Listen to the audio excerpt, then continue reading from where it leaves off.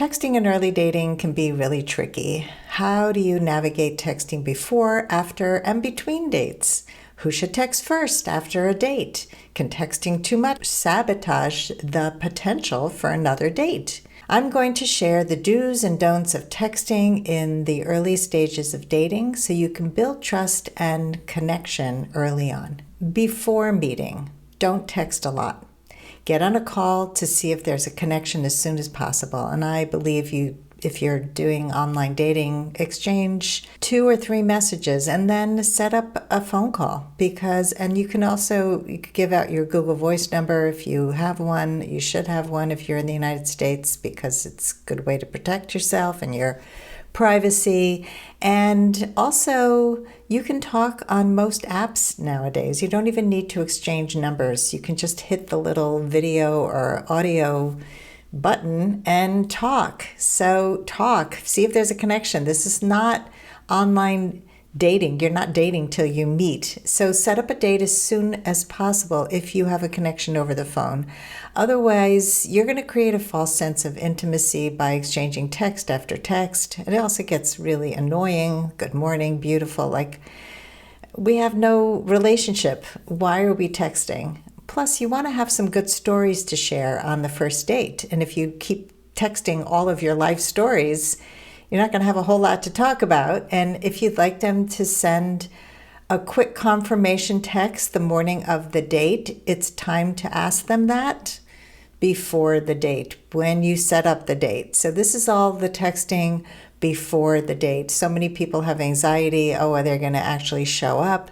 Ask somebody for what you want. I'm a big believer in being assertive and taking your power back. Number 2, after the first date, how do you text? If you're interested in a second date, I recommend that you discuss it on the first date. Most of the time, it's pretty easy to do that. You can say something like, hey, this was fun. I'd love to do it again sometime. You're not asking them out. You're just letting them know it's okay to ask you out and you are interested. So many people go, this was great. Thank you so much. Had a great time. But who knows if that's sincere? When you say, I'd love to do it again sometime, you're showing I'm really interested. You can also text them after the date to thank them again and let them know you'd like to see them again if you didn't say it on the first date. Number 3, setting up the second date. That's the next stage of texting. Don't aimlessly text after the first date. So many people just get caught up in that text cycle. Text to set up the second date and meet again as soon as you can so you can keep the momentum going. If they say they'd like to get together again, so many people just kind of go, hey, let's hang out again soon. Let them know when you're free. Hey, that sounds great. I'm free on Wednesday after 6. What did you have in mind? You want to get a date on the calendar and use the word date. So many people like hang out, hook up, all those words. If you don't want to be in that cycle, call it a date because that's what it is. Number 4, the next stage of texting is after you plan the second date. Don't stay in contact all day. A few quick check-ins between dates is just right if you ask me. And as long as you have another date planned, just stay busy with your life. Don't attach too quickly to this person. They are a total stranger. Number 5, the next stage in texting is after a few dates. So now you've had 2 or 3 dates. You're going to discuss your text expectations in early dating by talking about what type of communication you prefer between dates, especially if they're not doing what you like. So if they take a long time to respond, you can say, hey, you're not a big texter, are you? And, you're doing it kind of lightly, but then discuss your texting habits as you get to know each other better. This is going to alleviate a lot of assumptions and anxiety in early dating. So many of us make up stories that if they're not texting us as quickly as we're texting them, they're not that interested, they're not that into you. And that might not be true. They may hate texting. They might like talking on the phone better. Find out. And number 6 is the stage when texts have slowed down or changed in tone. You've been on several dates and now They're taking a few days to get back to you, or their tone is different. They're kind of answering with one or two words.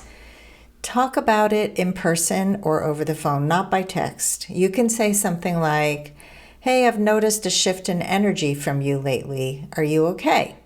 That's one way to say it. Or you can say something like, "I've noticed a shift in energy from you lately. Did anything change on your end since our last date?" Be as clear as possible. It's scary to discuss these things, but it's so much less scary than either living in the unknown or putting off the truth. If this is really over, you want to know as soon as possible so you don't just continue having your hopes up. If you are communicating your wants and needs from the beginning of dating, you're going to soon see if you're aligned with that other person. Communication is so important, and if their communication style is extremely different from yours, is that good enough for you? Are you willing to accept it, or is it a deal breaker? You've got to decide that. If you've been dating somebody for a while and the communication is amazing when you're together, but they're not very responsive when you're apart, it's so important to talk about it. You can start with, "I really love our connection when we spend time together. Can we talk about communication when we're apart?" Tell them what works for you and why, and then brainstorm ways so that both of your needs can be met. So you feel good when you're together and when you're apart, because both are important. And if you establish these good communication skills early on, you're going to be more than likely to have a good relationship moving forward. Have you struggled with texting in early dating? Let me know in the comments. I'd love to hear from you.